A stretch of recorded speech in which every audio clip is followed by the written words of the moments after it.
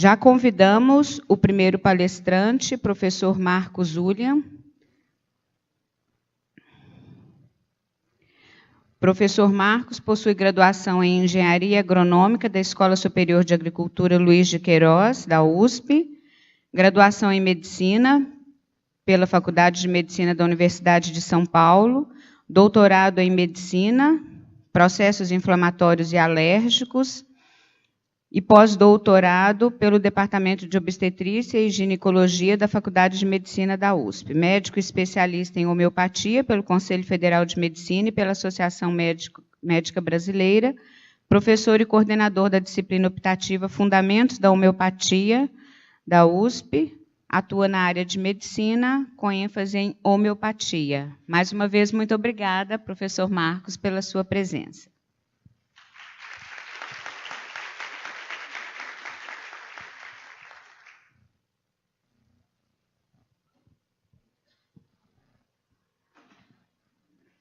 Bom dia a todos. Primeiramente, agradecer a organização do Congresso pela oportunidade, na figura do professor Rubens. É sempre muito bom estar falando do que a gente ama e gosta do que faz, né? Então, a ideia é, nessa palestra, depois nós vamos fazer um workshop mais específico sobre pesquisa clínica, né? A gente vai falar mais aspectos, evidências. É dar um panorama geral. Deixa eu ver se funciona aqui. Um panorama geral dos fundamentos da homeopatia. A maioria dos estudantes da área de saúde e profissionais não conhece nada de homeopatia. A gente vê lá na FMUSP os absurdos que a gente escuta quando se fala de homeopatia. Então, eu acho que essa ideia de falar dos princípios básicos, e vou trazer algumas evidências, no final vou dar referência, eu tenho um site onde está tudo, só para a gente situar as pessoas do que é essa prática bissecular, né?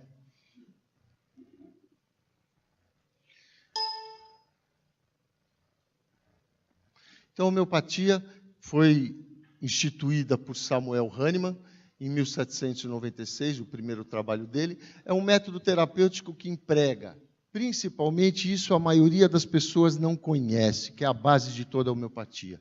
O princípio de cura pelos semelhantes, utilizando medicamentos que causam sintomas em indivíduos sadios para tratar sintomas em indivíduos doentes.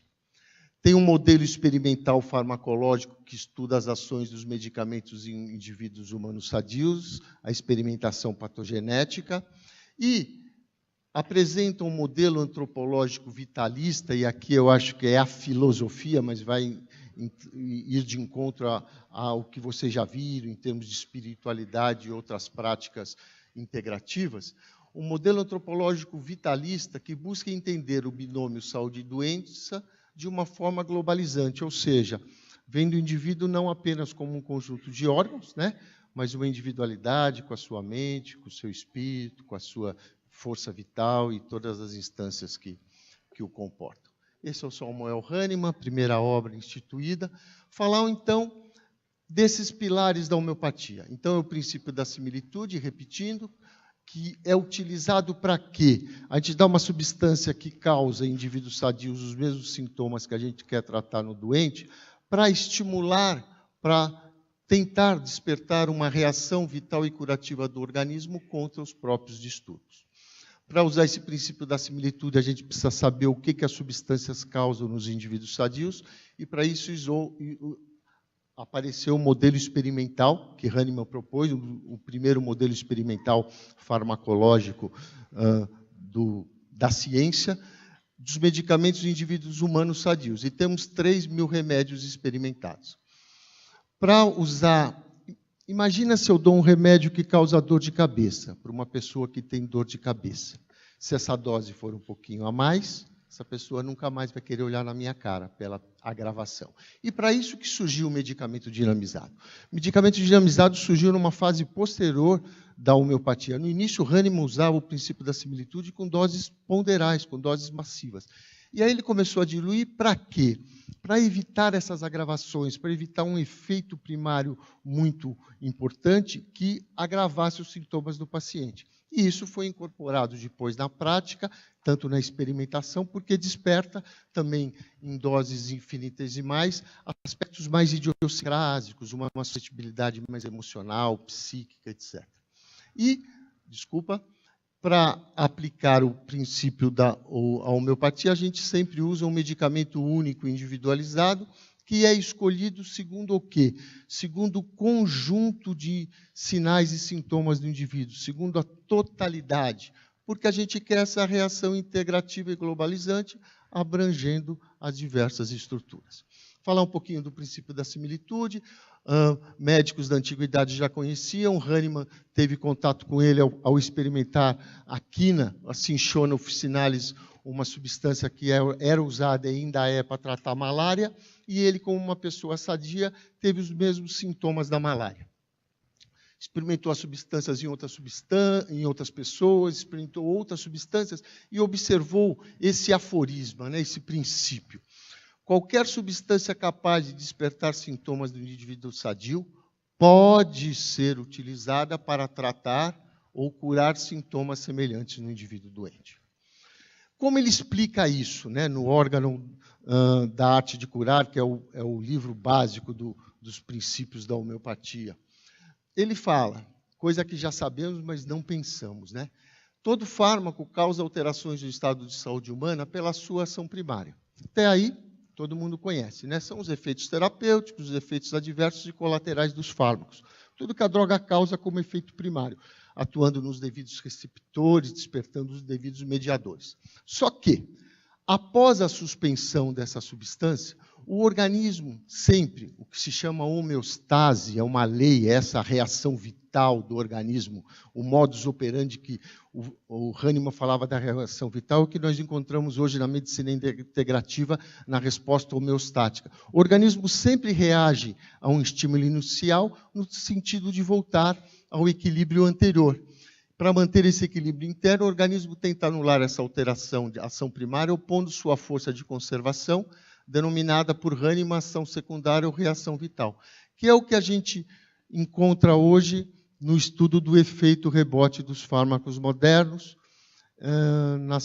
No workshop eu vou falar alguma coisinha a mais sobre isso.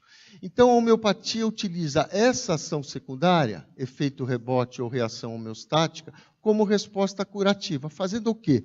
Ao invés de dar uma substância contrária aos sintomas, que é o princípio dos contrários, que é a grande parte dos medicamentos utilizados pela farmacologia moderna, ela usa o princípio da semelhança. Ela dá uma substância que causa a mesma coisa que o indivíduo tem, para despertar essa reação homeostática no sentido curativo. Esse efeito rebote, algo com muitas evidências, mas pouco ensinado e pouco falado, é uma linha de pesquisa que eu desenvolvo há mais de 20 anos, Depois eu vou dar referências para vocês. Ou reação paradoxal homeostática secundária, ocorre após a suspensão ou descontinuação das doses de centenas de fármacos modernos. Toda droga que tem uma ação contrária, após a sua suspensão, pode apresentar um efeito rebote, um oposto, piorando os sintomas que existem naquelas pessoas suscetíveis que apresentam uma idiosincrasia para isso. De uma intensidade, alguma vez, superior ao distúrbio inicial. É isso que mostra que isso é uma reação do organismo e não simplesmente a evolução natural da doença após a retirada do fármaco. E isso para todos os tipos de droga, aqui, antiarrítmicas, antihipertensivas. O antihipertensivo, após a suspensão, pode ter uma piora da hipertensão, causando hipertensão rebote. Inúmeras classes. Bom, isso justifica o uso da similitude por Hahnemann. Quem tiver curiosidade, depois do final, esse é meu site, eu vou falar no final, esse livro está disponibilizado online para todo mundo, onde a gente faz esse estudo justamente do princípio da similitude de Hahnemann, fazendo a fundamentação com a fisiologia e farmacologia moderna através do efeito rebote. Só para vocês terem alguma experiência, alguma evidência, esse foi o primeiro artigo que a gente publicou, que é um resumo daquele livro Homeopatia, a principal revista de homeopatia do mundo, e de lá para cá, isso foi em 1999, dezenas de publicações, onde a gente fundamenta justamente esse aspecto. Essa é a última revisão, foi publicada na revista da Associação Médica Brasileira, uma revisão bastante sintética para quem quiser ver, através de diversas meta-análises e revisões sistemáticas, esse efeito rebote das drogas que fundamenta o princípio da similitude. Só para vocês terem um exemplo do rebote terapêutico. Existem evidências na farmacologia de usar similitude casual? Existe. Anticoncepcionais bifásicos que causam como ação primária a inibição da ovulação e da gravidez podem estimular, após a suspensão, a ovulação rebote, né, a gravidez rebote, a gravidez secundária, em mulheres portadoras de esterilidade funcional, em decorrência dessa ação secundária do organismo ou efeito rebote do organismo. Ou seja, é um tratamento que antigamente se usava, existem várias evidências, eu trouxe aqui um dos artigos, numa das principais revistas de fertilidade. Um outro exemplo, o metilfenidato, a Ritalina. A Ritalina é um típico exemplo do uso da similitude na farmacologia moderna. O que a Ritalina é? Ela é um estimulante do sistema nervoso central, né, como a anfetamina. E o que acontece? Administrando aos indivíduos hiperativos uma droga com ação primária estimulante do sistema nervoso central, só com uma meia-vida curta muito pequena, então logo depois dessa meia-vida curta ocorre a reação rebote. Observa-se posteriormente uma ação secundária depressora do sistema nervoso central com efeitos terapêuticos na hiperatividade e no consequente déficit de atenção. Então, e isso é muito bem explicado em diversas publicações, mostrando que realmente a base de ação é esse efeito bifásico da droga que a gente chama do princípio da similitude. Alguns exemplos, falei para vocês, diversos trabalhos, depois eu vou dar as referências, mas para vocês entenderem o que fundamenta cientificamente aqui na farmacologia o princípio da similitude. Muito bem. Para usar esse princípio da similitude, você precisa fazer o quê? Como eu disse no início, você precisa escolher um medicamento que apresente os sintomas mais semelhantes aos sintomas do paciente. Ou seja, juntando todos os efeitos primários, terapêuticos, adversos que as substâncias despertam nos seres humanos para que você aplique. E por isso que Hahnemann começou a experimentar, juntou com sintomas de intoxicação de drogas, que são os efeitos adversos e colaterais, que fazem parte de 80% da matéria médica homeopática, com essa experimentação em indivíduos sadios das substâncias, para ver tudo o que causa, para ver os efeitos colaterais que essas substâncias causam. São com esses efeitos colaterais que a gente usa na homeopatia, pela similitude, para despertar a reação vital curativa. Observando todos os sinais despertados, sempre usando a totalidade. Para ser sintoma homeopático, não são só sintomas clínicos. Então, aquela totalidade, lembra que eu falei que a gente tem a pretensão de tratar o indivíduo como um todo, corpo, mente, espírito? Então, sintomas têm que ser de todas as classes, mentais, gerais, locais, com as suas particularidades. Toda a compilação, todos esses sintomas que foram causados pelas substâncias em indivíduos, sadios ou não, mas que foram causados pela substância, sintomas patogenéticos, estão descritos e sistematizados na matéria médica homeopática. Então, na matéria médica homeopática, a gente tem 3.000 substâncias que passaram por essas provas e estão descritos sistematicamente o que causaram como sintomas mentais, o que causaram no sistema gástrico, o que causaram no sistema neurológico, e aí a gente tem o retrato do que a substância causa nos indivíduos para, por semelhança, escolher o que seja mais próprio àquele indivíduo que apresenta com aquele retrato também de manifestações sintomáticas de todas as ordens. Só para vocês terem um exemplo, por exemplo, esse remédio aqui, depois eu vou falar qual é, ele causa na experimentação apatia, falta de confiança, um medo de animais, É um dos grandes tratamentos da homeopatia para crianças com medo. As drogas causam tudo, só que não são valorizadas nas experimentações clássicas. Mas esses sintomas são próprios de muitas substâncias. Sensível ao toque e aos ruídos, erros ao falar, crítico, depreciativo. Imagine que numa consulta homeopática o paciente te falou esses aspectos. Mas, sintomas gerais, um indivíduo que tem tendências às hemorragias de todas as mucosas, piora quando come fruta ou em movimento, melhora das suas dores quando aperta com pressão forte, tem uma sede intensa, toda hora de água gelada, um desejo de doce. E como sintomas locais, esse indivíduo falou na anamnese que tem uma cefaleia pulsátil, um gosto amargo, uma diarreia, uma impotência, ou seja, essa substância, quando foi experimentada, causou esses mesmos sintomas, que é aquela cinchona officinalis que o Hahnemann experimentou pela primeira vez. Para esse paciente, uma das substâncias seria a cinchona officinalis, porque existe uma grande semelhança de sintomas. Tudo bem, pessoal? Entendido isso? Aqui essa outra substância também com uma grande quantidade de sintomas, o que é isso? É a calcária carbônica, o medicamento preparado com a concha da ostra, e assim vai. Agora eu queria falar uma coisa outra, que é o quê?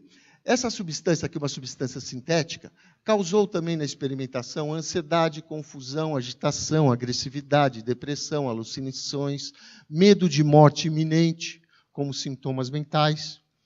Causou também como sintomas gerais a anafilaxia, um rash cutâneo, a doença do soro, infecções de repetição, hemorragias também. E como sintomas locais, causou como efeitos patogenéticos ou colaterais, dor de cabeça, candidíase, distúrbios gastrointestinais. Ou seja, se o paciente vem com essas queixas, essa substância que despertou pode ser utilizada. E que substância é essa? É a penicilina, pessoal. Qualquer substância natural ou sintética pode ser usada pelo princípio da similitude, desde que cause nos indivíduos que as experimentam sintomas semelhantes ao paciente que você quer tratar. E isso é o que a gente vem propondo desde 2003, o uso dos fármacos modernos segundo o princípio da similitude, ou seja, acrescentando aquela matéria médica de 3.000 medicamentos, mais 1.250 remédios. Através dessas experimentações, fase 1, 2, 3 da pesquisa clínica, muito bem realizadas atualmente, e que trazem uma série de sintomas que muitos não estão nos outros remédios clássicos e assim por diante. Também publicamos esse ano, na mesma revista da Associação Médico Brasileira, um resuminho desse material, uma revista online, está para todo mundo, só para vocês entenderem esse princípio da similitude de forma ampla. Tá? E utilizamos, no meu pós-doutorado, o uso do estrogênio dinamizado para tratar os sintomas da endometriose. Endometriose, como todo mundo sabe, é um sintoma decorrente de um desequilíbrio do estrogênio. Né?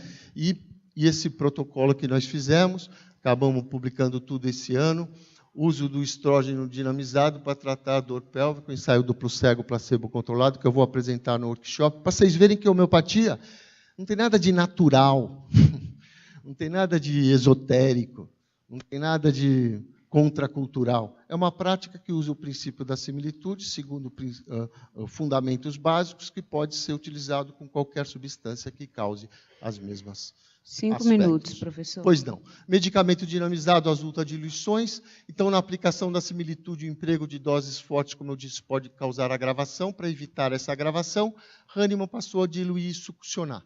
Com esse medicamento dinamizado, ele observou que conseguia despertar outras forças que as substâncias em estado bruto não conseguiam.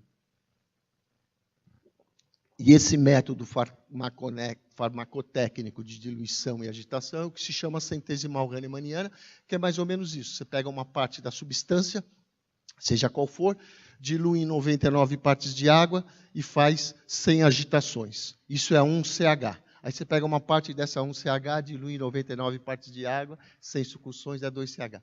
E assim vai. Chegou na 12CH, a gente está ultrapassando o número de Avogadro. Não existe mais molécula, grama da substância. E esse é o grande questionamento do cientificismo químico-farmacológico, né? Poderia uma ultradiluição sem nenhuma molécula grama da substância produzir efeitos nos seres vivos? E é para isso que funciona a pesquisa básica. Várias teorias, eu vou dar para vocês uma revisão recente que a gente publicou na revista de homeopatia da PH, com trabalhos em plantas, animais, células in vitro. E eu vou dar para vocês uma teoria que tenta explicar como que essa ultradiluição, mesmo sem ter molécula, que a fisicoquímica explica.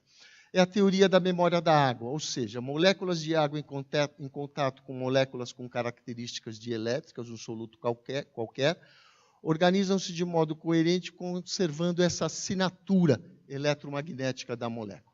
Esse campo eletromagnético induz a formação de regiões de coerência estável no solvente, naquela água onde foi diluído, com estrutura e vibração específica, produzindo conglomerados de tamanho e geometria próprios, que é chamado pela fisicoquímica moderna como clusters. Isso não tem nada de homeopatia, mas explica por que aquele medicamento ultradiluído consegue levar a informação da substância, mesmo não tendo mais molécula grama. É que esses clusters são reprodutíveis conforme você vai fazendo as várias diluições e carregam as mesmas propriedades fisicoquímicas. Alguns trabalhos especificados só estou mostrando um numa revista de impacto física, mas é mais ou menos isso. 2 moléculas de água, conforme você vai aumentando, vão formando essas figuras geométricas que são os clusters, que de acordo com o soluto que está cá, tem uma forma, uma conformação própria e as suas propriedades semelhantes.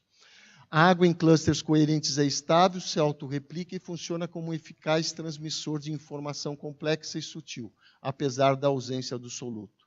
Dessa forma, poderia transportar a informação daquela substância, que se encontra num processo contínuo e dinâmico de destruição e crescimento de clusters organizados e reprodutíveis, secundário ao processo da dinamização. Alguns dos artigos.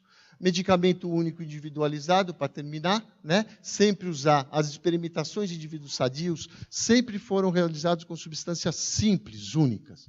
Por isso, e nas matérias médicas, que é a segurança que a gente tem para prescrever dos sintomas que estão lá descritos, sempre foram feitas com substâncias simples. Quando você mistura 2 substâncias, você não sabe o que pode dar. Uma pode anular o efeito da outra, as 2 juntas podem dar um terceiro remédio. Então, mistura de medicamentos na homeopatia é empirismo. Sempre um medicamento único individualizado que englobe a totalidade de sinais e sintomas característicos do paciente, com o intuito de despertar aquela reação homeostática integrada e globalizante. Limites da homeopatia, 3.000 medicamentos é muito pouco que nós temos experimentados, perto dos milhares de individualidades que existem. Daí aquela proposta dos novos medicamentos, acrescentando. Mas é uma limitação. Limites do médico, escolher dentre os diversos sinais e sintomas do paciente os mais característicos e encontrar o medicamento mais semelhante. Passa pelo crivo do médico. Você não está dando um anti-inflamatório para uma inflamação, você está dando algo para o indivíduo. Então, entra sintomas mentais, gerais. E isso é a complexidade. O ser humano é complexo, não dá para banalizar e facilitar como muita gente quer fazer. E daí é uma dificuldade.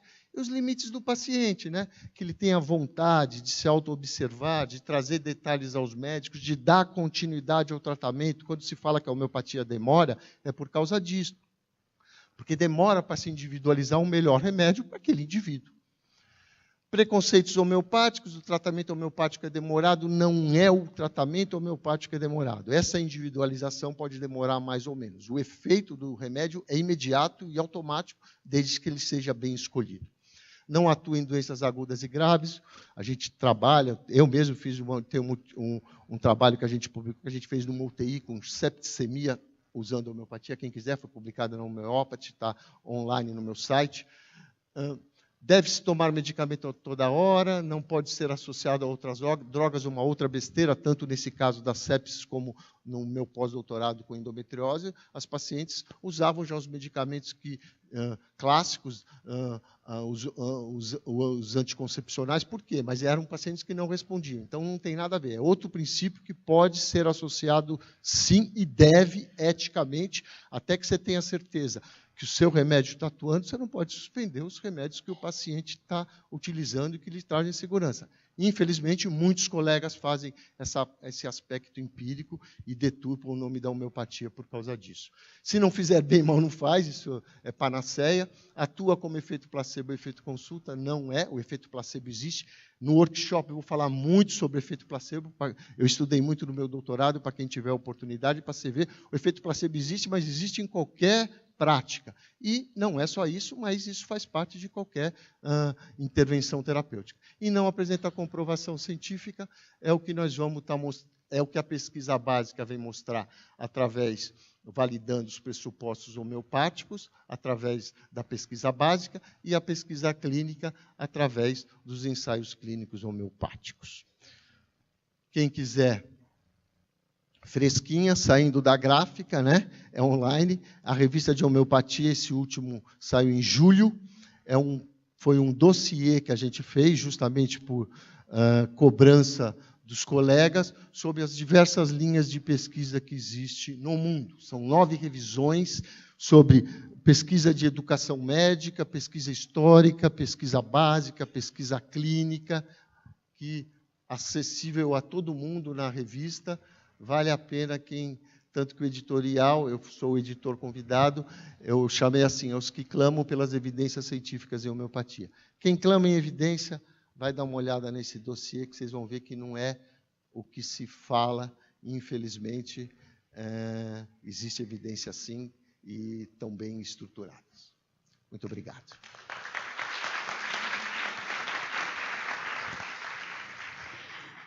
Muito obrigada, professor Marcos. Eu convido para sentar ao nosso lado. Parabéns pela exposição, muito densa em informações, muito clara, e poderíamos denominá-la de mitos e verdades sobre a homeopatia. Muito interessante. Muito obrigada por isso.